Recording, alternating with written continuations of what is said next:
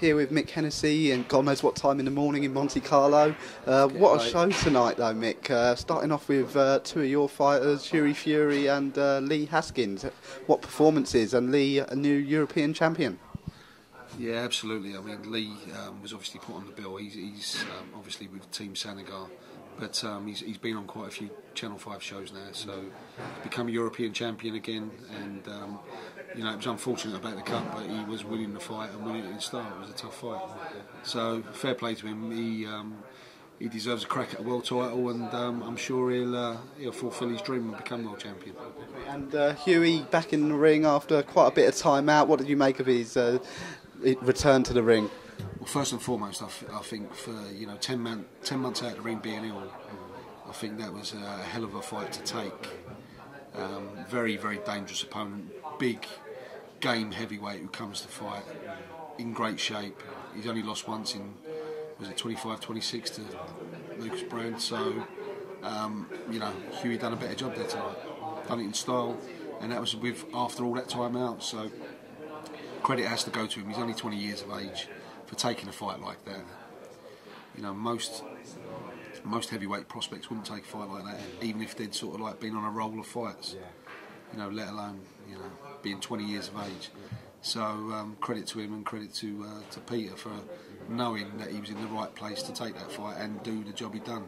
I thought it was a great performance. I thought it was a very measured performance. He had to pace himself because he didn't know how he was going to be after that period out at the gym. He boxed beautifully.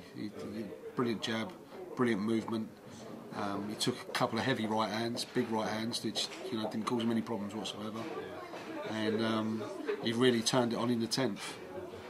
Really turned it on in a big way and landed a lot of big shots himself. So 10 rounds, international contest against the top fighter. He's picked up a lot of credit from people here, taking that fight and doing what he done tonight. I've had brilliant comments from all over. Definitely. And I mean, because he had such a lengthy absence from the ring, how often are you going to try and get him out now? When can we next likely see Hughie back in the ring? Well, I think he's stepped up a level now, Hughie. So it's not one of them sort of, where he's fighting 4-rounders or 6-rounders, sort of like every few weeks. He's gone up he's gone up a big level now. And I think these are the sort of fights that are going to motivate him. I think sometimes it's easy for fighters to go stale and not get themselves up for routine 6-rounders. So he'll be fighting less, but he'll be fighting more important fights and with more preparation, bigger fights. And Tyson is in action next week.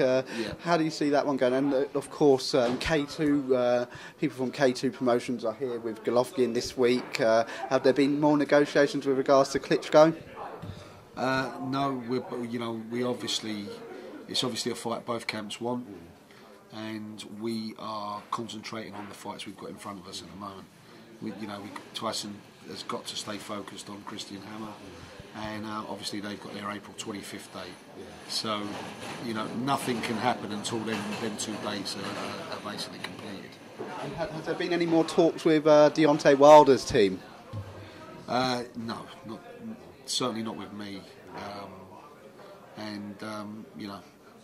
My opinion of that one is that they're probably going to look for a sensible defence. So, but the big fight, the main fight for Tyson is the main champion, is Vladimir Klitschko. That's the one he wants. He wants to create history. He wants to take a legend out of the sport. He wants to fight me and Peter one as well. So he's mandatory now. We've got to go for it. Definitely. And in terms of the main event tonight, Triple G versus Martin Murray, what did you make of that? I'm in complete awe, really, because on one hand we've seen probably such a special, unique fighter who could have caused damage in any era. I think he's going to go on to be a legend of the sport. In Gennady Golovkin, and on the other hand we see a brilliant British middleweight who just showed true grit tonight. I mean, it was quite moving, Martin Murray's performance actually. I didn't agree with the scoring. I thought he was in the fight at all times. I thought his hand speed was brilliant tonight. His boxing was brilliant. I thought he's, true grit, true guts. He was calling Gennady on at times. He was meeting him with his own power punches. He was matching him for speed. He was hitting Gennady back with the same combinations he was getting hit with. And, it was just like, it was brilliant. It was a brilliant fight to watch, and he was in it the whole time. And the question was, how was, at a fast-paced fight as it was, how was Gennady gonna cope with it after 8 rounds?